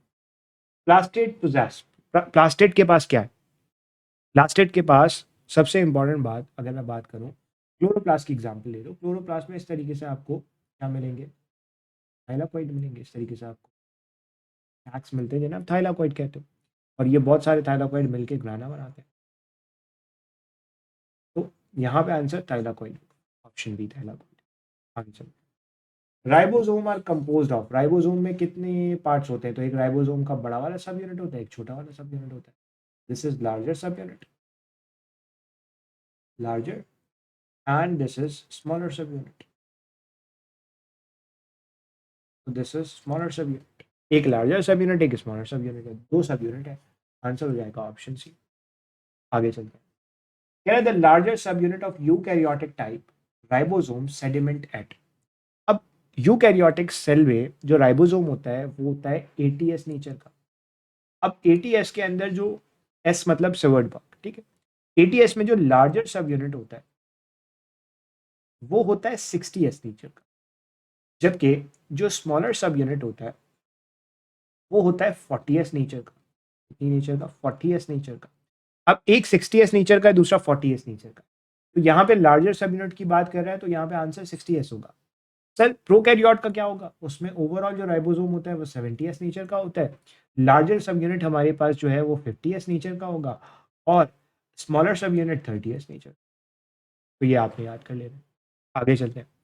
Most of the water in mature plant cell occur chiefly in which of the following. सबसे ज्यादा पानी सेल के अंदर, प्लांट सेल के अंदर मेनली कहाँ मिल रहा होता है? तो प्लांट सेल के अंदर सबसे ज्यादा जो पानी है वो आपको कहाँ देखने को मिल रहा होता है? वो आपको वैक्यूल के अंदर देखने को मिल रहा होता है। क्यों? क्योंकि vacuole is the cell sap, vacuole के अंदर सेल सेप है, और सेल सेप में अच्छा खासा पानी होगा, आंसर ऑप्शन बी होगा। साइटोप्लाज्म भी तो हो सकता है सर, साइटोप्लाज्म में वैक्यूल से ज्यादा पानी, सिर्फ वैक्यूल में साइटोप्लाज्म से ज्यादा पानी, ये समझना। आगे चलिए। The nucleus is separated from surrounding cytoplasm by a nuclear membrane which is. अब ये अब सेल है, ये न्यूक्लियर न्यूक्लियस है, इसके अराउंड ये न्यूक्लियर मेम्ब्रेन है, और ये न्यूक्लियर मेम्ब्रेन डबल मेम्ब्रेन होती है। अब अगर मैं इसका स्ट्रक्चर बनाऊं तो ये आउटर मेम्ब्रेन है, ये इनर मेम्ब्रेन है। आउटर मेम्ब्रेन में इस तरीके से आपको पोर मिलते हैं, and they are called the nuclear pores. अब देख लो न्यूक्लियर मेम्ब्रेन किस तरीके से सेपरेट करती है साइटोप्लाज्म। सिंगल लेयर मेम्ब्रेन है, नो, सिंगल लेयर है, नो। अब आंसर डबल लेयर विद पोर होगा, विदाउट पोर होगा, तो मैंने आपको बताया न्यूक्लियर पोर मिलते हैं, तो आंसर हो जाएगा ऑप्शन, सिंपल स्ट्रेट फॉरवर्ड। आगे चलते हैं। A cell lacking nucleus could also lack. एक सेल जिसके पास न्यूक्लियस नहीं है उसके पास और क्या नहीं हो सकता? जब उसके पास न्यूक्लियस नहीं है, जैसे एग्जांपल लेते हैं आरबीसी की, आरबीसी की एग्जांपल लेते हैं, मेच्योर आरबीसी की एग्जांपल, उसके पास न्यूक्लियस नहीं, तो क्या न्यूक्लियस के अंदर मिलने वाला मटेरियल होगा? नहीं होगा, आंसर होगा क्रोमोसोम। ठीक है। अब सवाल ये होता है कि सर प्रोकैरियोटिक के अंदर भी तो ये मामला होता है, प्रोकैरियोटिक में न्यूक्लियस वेल डेवलप नहीं होता, पोरली डेवलप्ड होता है, ठीक है, यहाँ पे आंसर प्रोकैरियोटिक उससे नहीं बन सकता। आगे चलते हैं। In which method of transport in plasma membrane does not require carrier molecule. Carrier molecule आपको चाहिए होता है एक्टिव ट्रांसपोर्ट या फैसिलिटेटेड डिफ्यूजन के अंदर। फैसिलिटेटेड डिफ्यूजन आपका पैसिव ट्रांसपोर्ट की टाइप, जबकि एक्टिव ट्रांसपोर्ट एक बिल्कुल अलग चीज है। तो इन दोनों के अंदर आपको कैरियर प्रोटीन चाहिए होता है, तो ये दोनों तो नहीं हो सकते। क्या आंसर सिंपल डिफ्यूजन होगा? सिंपल डिफ्यूजन मेम्ब्रेन के अक्रॉस होती है, पैसिव ट्रांसपोर्ट है, इसमें कोई भी कैरियर मॉलिक्यूल नहीं चाहिए होता। This is the right answer. But sir sodium potassium pump, ये तो एक्टिव ट्रांसपोर्ट में आता है, वहां कैरियर प्रोटीन चाहिए, आंसर हो गया ऑप्शन सी। आगे चलते हैं। अगले सवाल में कह रहा है which of the following statement are correct, इनमें से कौन सा स्टेटमेंट ठीक? स्टेटमेंट ए में कह रहा है कि माइटोकॉन्ड्रिया के पास अपना डीएनए, ठीक बात है भैया, ये स्टेटमेंट तो ठीक है, लिख लेते हैं true. 70s ribosome occur in prokaryote, ये स्टेटमेंट भी ठीक है, दूसरा स्टेटमेंट भी ठीक हो गया। Ribosome are not found in protista and monera, ribosome तो आपको मेजरली हर जगह मिल रहा है, प्रोकैरियोटिक यूकैरियोटिक दोनों में मिल रहा है, तो ये ट्रू नहीं, फॉल्स है। Ribosome are made up of phospholipid, again false. तो 1 और 2 ही स्टेटमेंट ठीक है, 1 and 2 are, option A is the right answer. आगे चलिए। Most of the intermediates in electron transport system are integral component of, ये जो इलेक्ट्रॉन ट्रांसपोर्ट चेन है ये आपको कहाँ मिल रही है? They are the part of inner mitochondrial membrane, inner mitochondrial membrane का हिस्सा है, तो they are the part of inner mitochondrial membrane, answer होगा option C. Straight forward question, pretty straight forward question, answer हो गया ऑप्शन। आगे चलेंगे। A cell active in protein synthesis will be rich in, एक सेल जिसमें protein synthesis ज्यादा हो रही है, तो प्रोटीन सिंथेसिस होती कहाँ पे? राइबोसोम में, तो जिसमें प्रोटीन सिंथेसिस ज्यादा होगी वहाँ राइबोसोम भी ज्यादा होगा, तो हो जाता है ऑप्शन राइबोसोम। आगे चलेंगे। Endoplasmic reticulum is attach with, endoplasmic reticulum किसके साथ अटैच होता है? तो अगर आपको स्ट्रक्चर याद हो, ये न्यूक्लियस है, इसके अराउंड जो है वो आपको एंडोप्लाज्मिक रेटिकुलम मिलेगा, उसके बाद गोल्जी मिलेगा। तो यहाँ पे जो आंसर होगा वो क्या होगा? एंडोप्लाज्मिक रेटिकुलम न्यूक्लियस के साथ अटैच है, न्यूक्लियर मेम्ब्रेन के साथ अटैच है, तो आंसर ऑप्शन डी है। अगेन स्ट्रेट फॉरवर्ड क्वेश्चन, बहुत सिंपल सा क्वेश्चन है। अगले सवाल में कह रहा है the nuclear lamina is an array of filament on the inner side of the nuclear membrane, nuclear lamina एक फिलामेंट की अरेंजमेंट है अंदर की साइड के ऊपर, ठीक है? पहले इंफॉर्मेशन देनी। कह रहे अगर कोई ऐसा मेथड आ जाए जिसमें lamina fall into disarray, lamina सही से ना हो पाए और अलग हो जाए, व्हाट वुड यू एक्सपेक्ट? अब देखो, ये हमारे पास, लिसन केयरफुली, ये हमारे पास न्यूक्लियर मेम्ब्रेन है और इसके अंदर ये आपको मान के चलो कोई न्यूक्लियर लैमिना मिल रहा है। अगर ये डिस्ट्रॉर्ट हो जाए, खराब हो जाए, तो क्या होगा? ये जो न्यूक्लियस का एक अपना प्रॉपर शेप है, क्या ये शेप खराब हो सकता है? बिल्कुल, क्योंकि ये अंदर की साइड पे प्रेजेंट है ना। अगर अगर अगर ये इसने सपोर्ट देना बंद कर दी तो न्यूक्लियस का शेप खराब होगा। न्यूक्लियस का शेप क्या हो जाएगा? चेंज हो जाएगा, न्यूक्लियस की डाइजेशन नहीं होगी, inability to send inability to of the cell to withheld enzyme, ये भी नहीं होगा, ये भी नहीं हो सकता। आंसर होगा ऑप्शन सी, न्यूक्लियस का शेप चेंज हो जाएगा, आंसर इज ऑप्शन सी। आगे चलते हैं।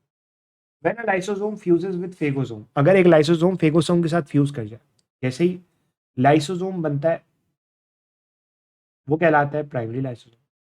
अब अगर ये प्राइमरी लाइसोसोम एक फेगोसोम के साथ फ्यूज कर जाएगा, अब ये क्या कहलाएगा? अब ये कहलाएगा सेकेंडरी लाइसोसोम। तो यहाँ पे करेक्ट आंसर बनता है that is secondary lysosome, not autophagic vacuole, not residual body, no primary lysosome. आगे चलेंगे। Which of the following enzyme is characteristic of Golgi apparatus, इनमें से कौन सा एंजाइम गोल्जी एपरेटस का कैरेक्टरिस्टिक है, सबसे ज्यादा सबसे इंपॉर्टेंट है? अब यहाँ पे हमारे पास जो ग्लाइकोलिपिड है और ग्लाइकोप्रोटीन है, यानी कि जो कॉन्जुगेटेड मॉलिक्यूल है, ये बन रहे होते हैं गोल्जी के अंदर, ग्लाइकोसाइलेशन ग्लाइकोसाइडेशन हो रही होती है। तो अब यहाँ पे ये जो कॉन्जुगेटेड मॉलिक्यूल का बनना है, इसके लिए एसिड फॉस्फेटेस चाहिए होगा ना, ये तो डाइजेशन करवाता है। मैलेट सिंथेस चाहिए होगा, नो। साइटोक्रोम ऑक्सीडेज, ये तो इनर माइटोकॉन्ड्रियल मेम्ब्रेन। आंसर क्या बचता है? Glycoside transferase, answer is glycoside transferase. आगे चलेंगे। कह रहा है if nucleus of the cell is destroyed, अगर न्यूक्लियस को डिस्ट्रॉय कर दो, which of these in the cell will not be formed, इनमें से कौन सी चीज सेल में नहीं बनेगी? न्यूक्लियस डिस्ट्रॉय कर दी, तो याद रखना ribosome is the factory of protein. Ribosome क्या बनाता है? प्रोटीन बनाता है। बट राइबोसोम को कौन बनाता है? न्यूक्लियस बनाता है। तो न्यूक्लियस नहीं है तो राइबोसोम का कोई सवाल नहीं होता, आंसर हो जाता है option C. Straight forward question, answer is option C. आगे चलते हैं और अगले क्वेश्चन की तरफ बढ़ते हैं। अगले क्वेश्चन में आपसे कह रहा है, बड़ा इंटरेस्टिंग क्वेश्चन है। इस क्वेश्चन के अंदर आपसे कह रहा है who observe that the cell nucleus is surrounded by semi fluid substance, किसने ये डिस्कवर किया था कि जो सेल है, इसका न्यूक्लियस है, इसके अराउंड आपको सेमी फ्लूइड सब्सटेंस मिल रहा है? That is a very straight forward question. तो न्यूक्लियस को डिस्कवर किया था रॉबर्ट ब्राउन ने, तो बस सवाल का अंदाज बदला है, बात वही। Robert brown is the right answer. आगे चलिए। Which scientist calculated over 1 billion sale in cubic inch of cork, cork क्या होता है? अगर आप कभी शीशे की ढक्कन वाली बोतल लो और उसके ऊपर देखो तो वो जो ढक्कन है दैट इज द कॉर्क। इस साइंटिस्ट ने ये कैलकुलेट किया था कि उस कॉर्क के अंदर 1 बिलियन सेल्स होते हैं। ये जो है वो हुक की बेसिकली कहानी थी। हुक ने ही कॉर्क को माइक्रोस्कोप में नीचे रख के देखा था। तो अगेन सवाल का अंदाज बदला है, सवाल वही है। आगे चलते हैं। इस सवाल में आपसे कह रहा है इनमें से कौन सा फीचर प्रोकैरियोटिक सेल के लिए यूनिक है। प्रोकैरियोटिक सेल में हिस्टोन प्रोटीन तो नहीं मिलते आपको। हिस्टोन प्रोटीन होते क्या है? डीएनए के अराउंड इस तरीके से आपको कुछ प्रोटीन मिलते हैं, they are called histone protein. ये यूकैरियोटिक सेल में मिलते हैं, ये तो नहीं हो सकता। लाइसोसोम भी नहीं होगा। अगर मैं बात करूं मीजोजोम की, yes mesosome would be the right answer. क्यों? क्योंकि मीजोजोम इस तरीके से आपके पास इनवेजिनेशंस होती हैं सेल मेम्ब्रेन की, और ये प्रोकैरियोटिक सेल में ही देखने को मिलती हैं जो रेस्पिरेशन और मेनली इस तरह के काम कर रही होती है। तो आंसर होगा ऑप्शन बी, मीजोजोम। आगे चलेंगे। कह रहा है यूकैरियोटिक सेल के अंदर वो कौन सा स्ट्रक्चर है जिसके पास जेनेटिक मटेरियल होगा। अब यूकैरियोटिक सेल की जब मैं बात करता हूँ तो प्रॉपर न्यूक्लियस है और इसके अंदर जेनेटिक मटेरियल है। तो यहाँ पे answer straight forward option C nucleus होगा। Straight forward answer option C nucleus है। आगे चलेंगे। इनमें से कौन सा तरह का जेनेटिक मटेरियल आपको प्रोकैरियोट में मिलता है? तो अभी हमने डिस्कस किया यहाँ पे हिस्टोन प्रोटीन नाम की कोई चीज़ नहीं होती, लाइसोसोमल डीएनए नाम की भी कोई चीज़ नहीं होगी। अब कॉइल डीएनए होगा या लीनियर क्रोमोसोम होंगे, ये बड़ा इंटरेस्टिंग पार्ट है। तो यहाँ पे जो डीएनए होता है वो नॉर्मली इस तरीके से कॉइल होता है। कॉइल कह लो, कॉइल होता है, सर्कुलर होता है, इस तरीके से आपको कॉइल मिलेगा। मीजर लीनियर क्रोमोसोम यहाँ नहीं मिलता है। आंसर होगा ऑप्शन है। ठीक है, आगे चलेंगे। कह रहे cellular structure that is responsible for nitrogen fixation. कौन सा ऐसा सेल्यूलर स्ट्रक्चर है जो नाइट्रोजन को फिक्स करता है प्रोकैरियोट्स के अंदर? अब ये जो सवाल है वो बड़ा इंपॉर्टेंट है क्योंकि प्रोकैरियोट्स के अंदर कोई मेम्ब्रेन बाउंड ऑर्गेनील तो नहीं होगा। अब अगर कोई मेम्ब्रेन बाउंड ऑर्गेनील नहीं है तो माइटोकॉन्ड्रिया क्लोरोप्लास्ट तो नहीं हो सकते। आंसर या तो मीजोसोम न्यूक्लियोइड होगा, तो न्यूक्लियोइड भी नहीं है। आंसर है मीजोसोम। मीजोसोम का ये काम है, तो आंसर इज ऑप्शन बी। अगले सवाल की तरफ बढ़ते हैं और अगले सवाल में आपसे कहा जा रहा है, अगले सवाल में आपसे कहा जा रहा है main function of the plasma membrane is. Plasma membrane का मेन फंक्शन क्या है? They are asking about the main function of plasma membrane. अब जब प्लाज्मा मेम्ब्रेन की बात की जाती है that is the outermost living boundary, तो प्लाज्मा मेम्ब्रेन का मेजर फंक्शन क्या है? DNA synthesis? नहीं, डीएनए सिंथेसिस तो इसका फंक्शन है नहीं। प्रोटीन स्टोरेज भी नहीं हो सकता। लिपिड प्रोडक्शन भी नहीं है, क्योंकि protein storage, lipid production, DNA synthesis ये सब एक अलग चीज़ है। प्लाज्मा मेम्ब्रेन एक बाउंड्री है और जो बाउंड्री होती है उसका मेजर काम प्रोटेक्शन प्रोवाइड करना होता है। तो यहाँ पे जो आंसर बनता है वो प्रोटेक्शन पड़ता है। ठीक है, यहाँ पे आंसर क्या बनता है? यहाँ पे जो आंसर बनता है that is protection, that is protection. ठीक है, तो यहाँ पे जो आंसर बनेगा दैट विल बी प्रोटेक्शन। ठीक है, तो आंसर हो गया ऑप्शन सी। आगे चलेंगे अगले सवाल की तरफ। और अगले सवाल में कह रहे हैं फ्लूइड मोजाइक मॉडल किसने प्रपोज किया था? फ्लूइड मोजाइक मॉडल प्रपोज किया था हुक एंड ब्राउन ने नो, शेरिडन एंड शॉन ने नो, सिंगर और निकलसन ने। ठीक है, वॉटसन एंड क्रिक ने डीएनए मॉडल बताया था, तो ये भी नहीं हो सकता। आगे चलेंगे। Peripheral protein of plasma membrane are located on. Peripheral protein plasma membrane में कहाँ लोकेटेड होते हैं? ठीक है, they are asking about the peripheral protein. ठीक है, अब जब आप देखते हो तो प्लाज्मा मेम्ब्रेन में इस तरीके से आपको फॉस्फोलिपिड की लेयर नजर आती है। इस तरीके से फॉस्फोलिपिड की लेयर नजर आएगी, फॉस्फोलिपिड की लेयर नजर आएगी। और इस फॉस्फोलिपिड बाई लेयर की लेयर, इस फॉस्फोलिपिड बाई लेयर के दरमियान आपको पैराफिल प्रोटीन मिल सकते हैं कुछ इस तरीके से। ठीक है, तो यहाँ पे जो करेक्ट आंसर बनता है, यहाँ पे जो एग्जैक्टली करेक्ट आंसर बनता है वो क्या बनता है? वो मेम्ब्रेन की सरफेस बनता है। ठीक है, क्यों? क्योंकि एक तरफ होंगे, या तो इस तरफ होंगे या इस तरफ होंगे, तो दोनों सरफेस पे हो सकते हैं। जो करेक्ट आंसर है वो सरफेस है। ठीक है, आगे चलते हैं। अगले सवाल में कह रहा है कौन सा ऐसा प्रोसेस है जिसमें एनर्जी नहीं चाहिए होती है? तो diffusion, osmosis, facilitated diffusion, they are the types of passive transport. यहाँ पे कोई एनर्जी नहीं चाहिए होती, तो diffusion would be the right answer. Exocytosis, endocytosis active transport की टाइप है जिसमें एटीपी चाहिए होता है। आगे चलते हैं अब अगले सवाल की तरफ। कह रहे हैं ऑस्मोसिस हेल्प मेंटेन। ऑस्मोसिस किसके अंदर जो है वो हेल्प करता है मेंटेन करने में? ऑस्मोसिस वाटर की ट्रांसपोर्टेशन है, वाटर मॉलिक्यूल की मूवमेंट है from higher concentration to lower concentration across semi permeable membrane. Blood type maintain करता है, नो। मेम्ब्रेन का structure, no. Genetic material, no. Answer होगा ऑस्मोटिक बैलेंस। ऑस्मोटिक मतलब वाटर रिलेटेड, तो आंसर हो गया यहाँ पे 13 का ऑप्शन बी। आगे चलेंगे। Active transport move molecule from. अब होता क्या है, नॉर्मली एक मेम्ब्रेन ये है, दूसरी मेम्ब्रेन ये है। अब मान के चलो यहाँ पे अगर मैं सिम्बॉलिकली डायग्राम ड्रॉ करूँ तो कंसंट्रेशन यहाँ ज़्यादा है, यहाँ किसी भी सब्सटेंस की कंसंट्रेशन कम है। तो अगर higher concentration to lower concentration transport हो रही है, दिस इज पैसिव ट्रांसपोर्ट।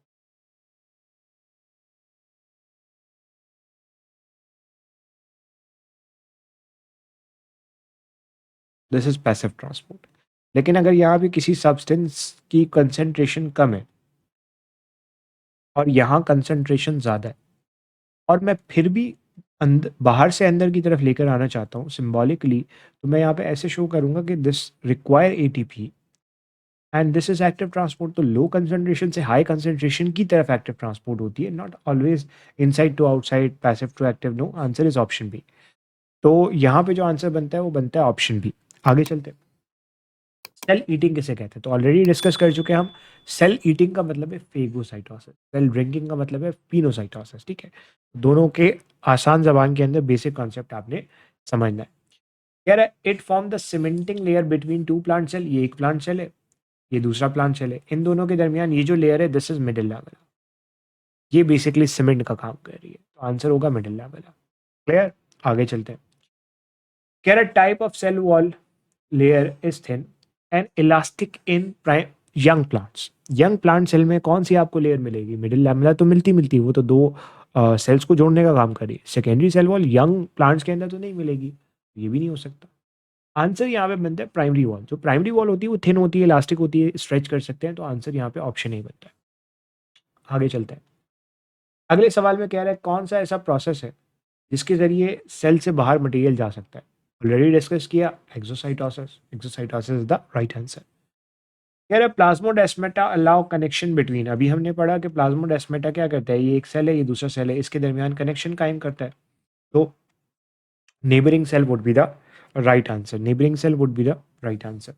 आगे चलेंगे। कह रहा which material is deposited to increase the strength of secondary cell wall. अब जो सेकेंडरी सेल वॉल होती है बीच में मिडिल लैमेला मिलेगा, फिर प्राइमरी वॉल जिसमें सेलुलोस हेमी सेलुलोस होगा, इसके अलावा जो सेकेंडरी सेल वॉल है उसमें अच्छा खासा अमाउंट में लिग्निन होता है, और लिग्निन बहुत ज़्यादा होने की वजह से सेल जो है वो डेड की तरफ चला जाता है। तो यहाँ पे lignin would be the right answer and this is the past paper question as well, जो पीएमडीसी ने अपने एग्जाम्स प्रीवियसली लिए उसके अंदर ये पूछा गया। ठीक है, आगे चलते हैं।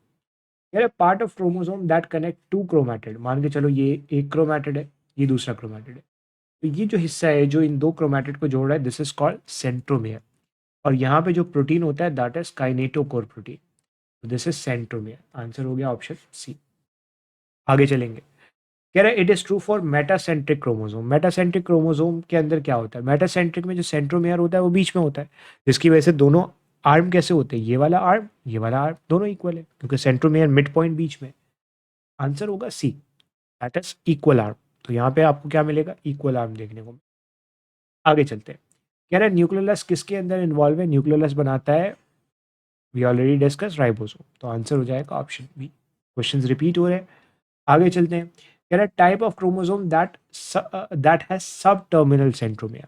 सब टर्मिनल का मतलब ये कि इस तरीके से बिल्कुल टर्मिनल के पास, टीलोमेयर के पास आपको जो है सेंट्रोमियर में। This is very special type of chromosome and this is what, this is सब मेटासेंट्रिक और एक्रोसेंट्रिक। अब यहाँ पे कह रहे हैं सब टर्मिनल। सब टर्मिनल का मतलब है टर्मिनल के पास।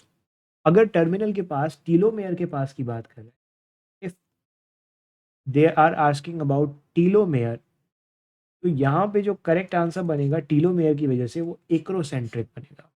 इसके अंदर एक बहुत छोटा होता है, एक बहुत बड़ा होता है। अब सब मेटासेंट्रिक कब होगा, सब मेटासेंट्रिक तब होगा जब मिडिल पॉइंट से हट जाए। मान के चलो ये जो सेंट्रोमेयर है ये मिडिल पॉइंट से हट गया, लेकिन अभी भी एक आर्म बड़ा है, दूसरा आर्म बहुत बड़ा है, ये दोनों आर्म्स की अनइक्वल लेंथ है, दिस इज एक्रोसेंट्रिक। और अगर बिल्कुल एक ही आर्म हो इस तरीके से टेल के ऊपर जो है वो इस टीलोमेयर के ऊपर जो है वो क्या हो, सेंट्रोमेयर हो, दैट इज टीलोसेंट्रिक। आंसर यहाँ पे according to basic phenomena answer acrocentric बनता है क्योंकि सब टर्मिनल की बात कर रहे हैं। ठीक। आगे चलेंगे। अगले सवाल में कह रहा है what happens to the nucleus during cell division. Cell division में न्यूक्लियस क्या होता है? तो न्यूक्लियर मेम्ब्रेन, न्यूक्लियस डिसअपियर हो जाता है। यहाँ पे आंसर होगा option C. Question number 25 answer option C. आगे चलेंगे। कह रहा है a component within the nucleus that change to form chromosome during cell division. अब नॉर्मली सेल में क्या होता है? दिस इज सेल, इसके अंदर ये जेनेटिक मटेरियल पड़ा है। अब नॉर्मली ये होता है कि this is non dividing stage, this is non dividing stage. अब जब सेल डिवाइडिंग स्टेज में जाता है, तो जब सेल डिवाइडिंग स्टेज में जाता है तो होता ये है कि ये जो आपका क्रोमैटिन नेटवर्क है, ये इस तरीके से आपके क्रोमोसोम में कंडेंस हो जाता है, क्रोमोसोम में कन्वर्ट हो जाता है। तो कौन कन्वर्ट हो रहा है? क्रोमैटिन कन्वर्ट हो रहा है डिवाइडिंग स्टेज के। आंसर क्या हो जाएगा? आंसर आपके पास ऑप्शन बी हो जाएगा। ठीक है, तो आंसर यहाँ पे हो गया ऑप्शन बी। आगे चलेंगे। बेसिकली इस सवाल में कह रहा है two distinct part of cytoplasm in amoeba. अगर आप अमीबा को देखोगे, अमीबा के अंदर बाहर वाला जो हिस्सा होता है, बाहर वाला जो साइटोप्लाज्म होता है, उसका हिस्सा कहलाता है एक्टोप्लाज्म, और अंदर वाला एंडोप्लाज्म कहलाता है। तो यहाँ पे जो स्ट्रेट फॉरवर्ड आंसर है वो है ऑप्शन ए। ठीक है, स्ट्रेट फॉरवर्ड आंसर क्या है? Option A. अगले सवाल की तरफ बढ़ेंगे। इस सवाल में कह रहा है under electron microscope, electron microscope के अंदर साइटोप्लाज्म के अंदर आपको क्या देखने को मिलेगा? साइटोप्लाज्म में सिर्फ न्यूक्लियाई देखने को मिलेगा, ये तो लाइट माइक्रोस्कोप में दिख जाता है। ठीक है, अब अगर इसका प्रिसाइजली आंसर देखें तो आपको बहुत छोटे छोटे ऑर्गेनिल लाइट माइक्रोस्कोप में आराम से दिख जाएंगे। Minute organelle would be the right answer. Cytosol तो आपको वैसे भी नजर आ जाएगा लाइट माइक्रोस्कोप में, इलेक्ट्रॉन माइक्रोस्कोप की जरूरत नहीं है, ओनली माइक्रोफिब्रिल नहीं, बहुत कुछ और भी नजर आएगा। आगे चलते हैं। कह रहे साइटोप्लाज्म का वो हिस्सा जो कि साइटोप्लाज्म मेजरली जो है वो कितना portion of the cell volume occupy करता है, कितना पोर्शन, अप्रॉक्सीमेटली कितना पोर्शन? तो तकरीबन तकरीबन हाफ पोर्शन जो है वो आपके पास साइटोप्लाज्म ऑक्यूपाई कर रहा होता है। Again it vary from book to book, कौन सी बुक को आप फॉलो कर रहे हो उसके हिसाब से आंसर चेंज हो सकता है, बट अगर स्टैंडर्ड देखें तो वन हाफ। तो यहाँ पे जो आंसर बनता है, यहाँ पे जो एग्जैक्टली आंसर बनता है वो बनता है वन हाफ। बड़ा सिंपल सा। Primary function of microfibril with in the cytoplasm. Cytoplasm के अंदर माइक्रोफिब्रिल का मेजर काम क्या है? माइक्रोफिब्रिल का काम है स्ट्रेंथ प्रोवाइड करना। तो एनर्जी प्रोडक्शन नहीं होगा, सिंथेसाइज प्रोटीन नहीं होगा, स्टोर न्यूट्रिएंट भी नहीं होगा। Answer is provide rigidity. ठीक है, क्यों? क्योंकि माइक्रोफिब्रिल बाकायदा तौर पे सेल को इंटेग्रिटी दे रहा है, एक पूरा शेप दे रहा है। This is very important. यार cytosol is the solution of, cytosol किसका सॉल्यूशन? साइटोसोल के अंदर हर वो चीज़ मिलेगी जो चाहिए सेल को। सिर्फ प्रोटीन तो नहीं मिलेगा, न्यूक्लियोटाइड भी नहीं मिलेंगे, सिर्फ फैटी एसिड भी नहीं मिलेगा, सॉल्ट, शुगर, अमाइनो एसिड सब मिलेगा। तो यहाँ पे जो आंसर बनेगा वो बनेगा ऑप्शन बी। अगले सवाल में आपसे कहा जा रहा है endoplasmic reticulum extend from. Endoplasmic reticulum कहाँ से कहाँ तक जाता है? This is nucleus. इस न्यूक्लियस के बाहर ये आपको मिल रहा है एंडोप्लाज्मिक रेटिकुलम। अब ये एंडोप्लाज्मिक रेटिकुलम न्यूक्लियस से सेल मेम्ब्रेन तक जा सकता है। This is the very simple thing जो आपने याद रखनी है। तो यहाँ पे अगर आप आंसर देखते हुए चलोगे, इसका जो एग्जैक्ट आंसर बन जाता है वो बनता है plasma membrane to nuclear membrane. अगर आप तरीके से देखो तो आंसर ऑप्शन बी। आगे चलते हैं। स्मूथ एंडोप्लाज्मिक रेटिकुलम प्राइमरीली कहाँ मिलेगा? स्मूथ एंडोप्लाज्मिक रेटिकुलम का काम प्रोटीन सिंथेसिस तो नहीं है, वो रफ एंडोप्लाज्मिक रेटिकुलम का काम है। तो ये तो नहीं हो सकता। Blood cell? No, blood cell में तो नॉर्मली अगर मैं आरबीसी की बात करूँ वहाँ पे तो ऑर्गेनल्स होते ही नहीं मेजरली। मसल सेल या स्टीरॉइड प्रोड्यूसिंग सेल। अब अगर आप इनको देखो तो हमारे पास जो अप्रोप्रिएट आंसर बनता है वो स्टीरॉइड प्रोड्यूसिंग सेल बनता है। सर मसल सेल क्यों नहीं हो सकता? क्योंकि स्मूथ मसल वहाँ पे मॉडिफाई होके सार्कोप्लाज्मिक बेसिकली। अब यहाँ पे ना एक बड़ा इंटरेस्टिंग कॉन्सेप्ट ये आता है कि बच्चे समझते हैं यहाँ पे स्केलेटल मसल लिखा है, यहाँ पे अगर यहाँ पे अगर मसल सेल लिखा है तो मसल सेल के अंदर हम फौरन ये समझेंगे कि सार्कोप्लाज्मिक रेटिकुलम की बात हो रही है। देखो सार्कोप्लाज्मिक रेटिकुलम नो डाउट आपका रफ एंडोप्लाज्मिक रेटिकुलम है बट मॉडिफाइड है। फर्क है दोनों के अंदर। ठीक है, स्टीरॉइड डायरेक्टली कौन प्रोड्यूस कर सकता है? स्मूथ कौन कर सकता है? आंसर होगा ऑप्शन बी। आगे चलेंगे। कह रहे हैं important role that is played by the smooth endoplasmic reticulum in the skin. Skin में स्मूथ एंडोप्लाज्मिक रेटिकुलम का मेजर काम क्या है? वैसे तो बहुत सारे काम हो सकते हैं but they are asking about the major function. तो यहाँ पे स्किन की जब बात की जाएगी तो आपको कुछ ना कुछ विटामिन डी रिलेटेड लगेगा, क्योंकि ग्लाइकोजन स्टोर करना ये स्किन का मेजर फंक्शन नहीं है। डिटॉक्सिफिकेशन, प्रोटीन सिंथेसिस, ये भी नहीं हो सकता। आंसर यहाँ पे ऑप्शन डी, बी बनता है, that is vitamin D synthesis. आगे चलेंगे। माइटोकॉन्ड्रिया प्राइमरीली फैसिलिटेटेड, माइटोकॉन्ड्रिया का काम क्या है? माइटोकॉन्ड्रिया नॉर्मली एरोबिक रेस्पिरेशन के अंदर इन्वॉल्व होता है। एनारोबिक रेस्पिरेशन तो साइटोप्लाज्म में भी हो जाती है, तो यहाँ पे एनारोबिक नहीं होगा, एरोबिक रेस्पिरेशन होगा, जबकि फोटोसिंथेसिस क्लोरोप्लास्ट के अंदर होगी।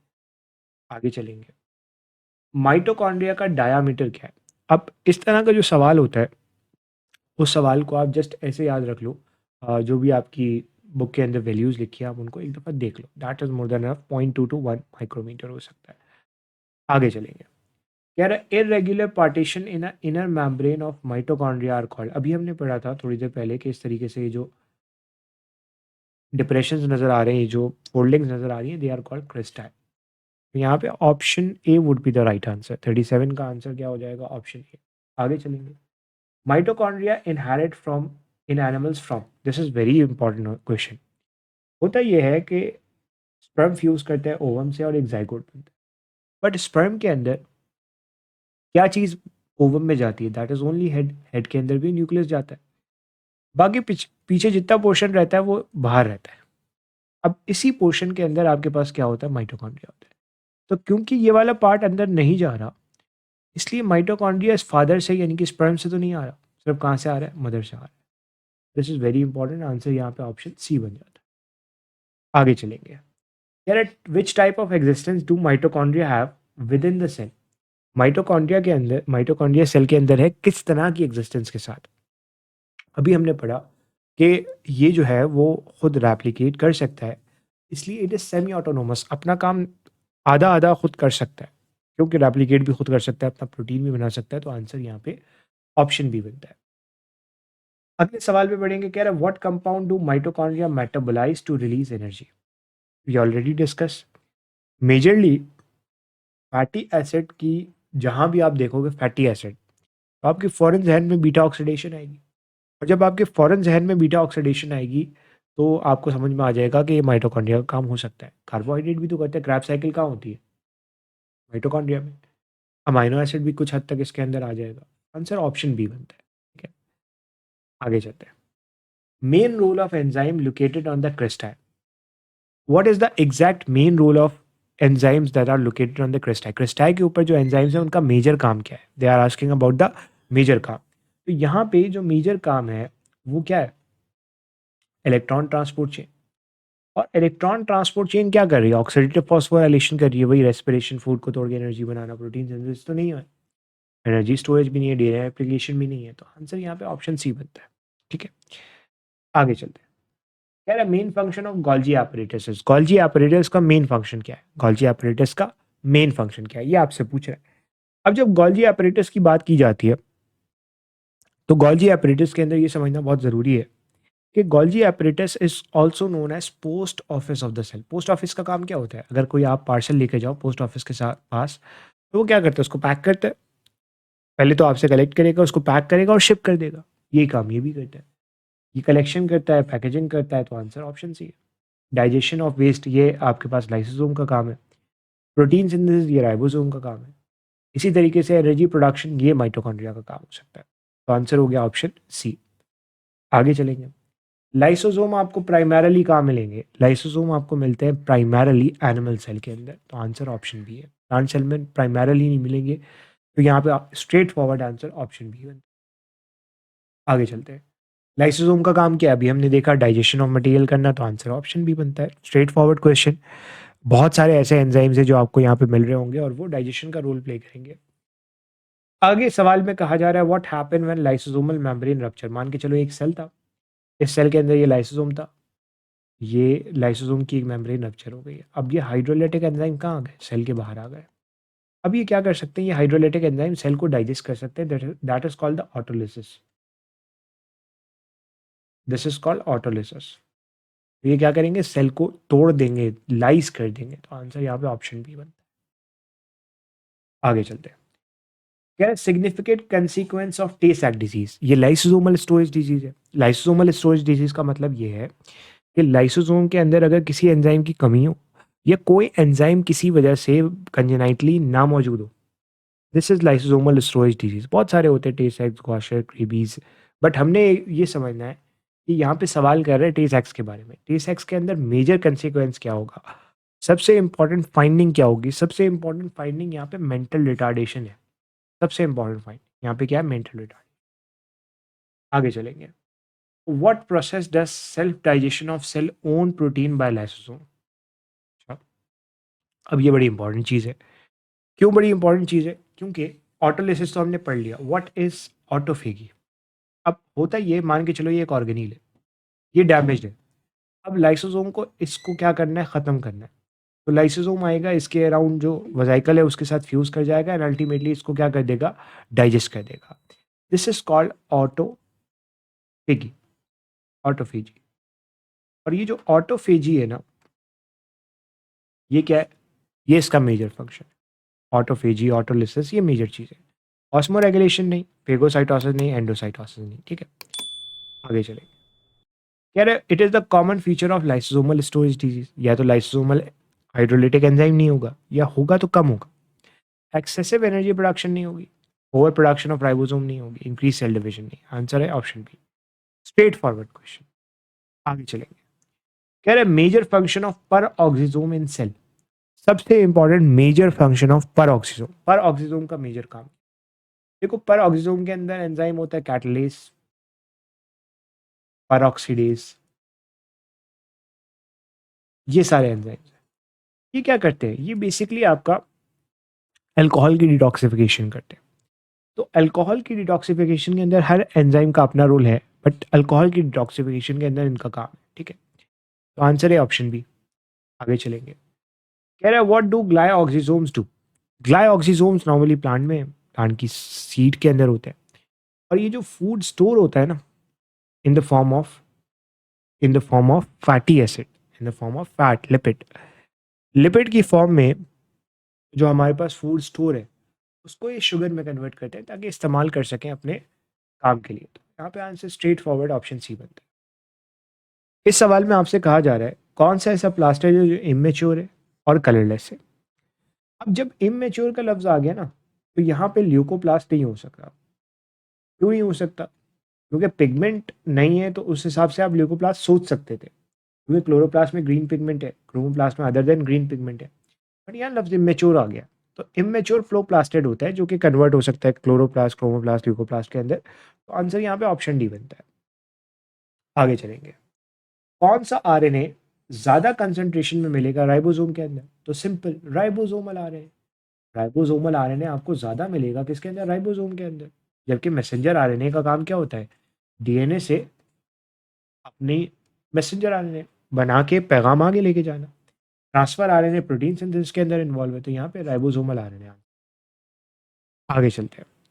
कह रहा है membrane surrounding vacuole in plant cell. मान के चलो एक सेल है, उसमें वैक्यूल है और वैक्यूल के अराउंड ये मेम्ब्रेन है। This is called tonoplast. Straight forward सवाल, दिस इज टोनोप्लास्ट। ठीक है, वेरी सिंपल क्वेश्चन। आगे चलते हैं। कह रहा है vacuole of plant cell mainly store. ये ऑलरेडी हमने डिस्कस किया कि तकरीबन तकरीबन सेल सैप जो है ना, वो आपका वैक्यूल के अंदर होता है। ये भी ऑलरेडी डिस्कस कर चुके हैं। Cell sap would be the right answer. ठीक है, cell sap would be the right answer. आगे चलेंगे। How do vacuole in animal cell differ from those in plant cell? अब एनिमल सेल में जो वैक्यूल होता है ना, उसका वैक्यूल का काम क्या है? फूड को स्टोर करना, सेल सैप को स्टोर करना। एनिमल सेल क्योंकि हीटरोट्रॉफ है, जब चाहे फूड इंजेस्ट करके डाइजेस्ट करके अपना एनर्जी ले सकता है। प्लांट में ऐसा नहीं होता। तो एनिमल में जो वैक्यूल होता है वो बहुत छोटा होता है और टेम्पररी होता है, जबकि प्लांट में कभी कभार परमानेंट भी हो सकता है। एनिमल में लार्जर नहीं है, प्लांट में डू नॉट एग्जिस्ट ऐसा भी नहीं होता। एनिमल वैक्यूल स्टोर स्टार्च नहीं। तो आंसर यहाँ ऑप्शन बी होता है। Option B is the right answer. आगे चलते हैं। What role can vacuole play in plant defence? Plant defence में वैक्यूल क्या काम कर सकता है? वैक्यूल अक्सर अपने अंदर टॉक्सिक सब्सटेंसेस को स्टोर करता है, ताकि अगर कोई ऑर्गेनिज्म आया और उसको खाने की कोशिश करे प्लांट को, तो दूसरा ऑर्गेनिज्म ये देखिए कि भाई ये यहाँ पे टॉक्सिक सब्सटेंस ऑलरेडी मौजूद है तो वो खाने से बच जाए। तो यहाँ पे स्टोरेज होती है टॉक्सिक सब्सटेंसेस की, तो क्लियरली यहाँ पे आंसर ऑप्शन बी बनता है। आगे चलेंगे। कौन सा ऐसा एंजाइम है जो आपको मिलेगा वैक्यूल में प्लांट सेल के? तो प्लांट सेल के अंदर नॉर्मली लाइसोसोम नहीं है। अब जब नॉर्मली लाइसोसोम नहीं है तो लाइसोसोम के एंजाइम तो कहीं होंगे, कहाँ है? वैक्यूल के अंदर। तो वैक्यूल के अंदर हाइड्रोलाइटिक एंजाइम्स होते हैं। Option A is the right answer. आगे सवाल पे बढ़ते हैं। अगले सवाल में कह रहा है ribosome are sometime referred as, ribosome को आप क्या कहते हो? Protein factory.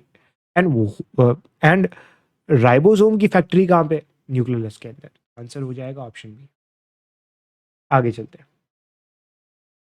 Endoplasmic reticulum help to store and release. Endoplasmic reticulum majorly अगर मैं सार्कोप्लाज्मिक रेटिकुलम की बात करूं जो कि मॉडिफाइड है, एंडोप्लाज्मिक रेटिकुलम वो क्या स्टोर करता है? वो स्टोर करता है कैल्शियम आयन। तो calcium ion is the right answer. ठीक है, आगे चलेंगे। अगले सवाल में कह रहा है थाइलॉइड स्टैक टू फॉर्म, ये भी हमने पढ़ा। इस तरीके से थाइलॉइड जमा, थाइलाकोइड जमा होंगे और क्या बनाएंगे? बनाएंगे ग्राना। तो ग्राना इज द राइट आंसर। यहाँ पे आके हमने सारे क्वेश्चंस जो सेल स्ट्रक्चर एंड फंक्शन के मेजर मेजर क्वेश्चंस थे वो डिस्कस किए। एंड आई होप कि इससे आपको बहुत ज़्यादा कॉन्फिडेंस मिला होगा और आपको बहुत ज़्यादा कुछ सीखने को मिला होगा, और इससे इस चैप्टर के बारे में आपको पता चला होगा कि किस किस तरह के क्वेश्चंस जो है वो पूछे जा सकते हैं। So still if you have any question you can ask in the comment section. Comment section में बिल्कुल पूछ सकते हो। आज के लिए हम इतना ही रखते हैं। इंशाल्लाह नेक्स्ट वीडियो में नए चैप्टर के क्वेश्चंस के साथ हाजिर होंगे। तब तक के लिए अल्लाह हाफ़िज़।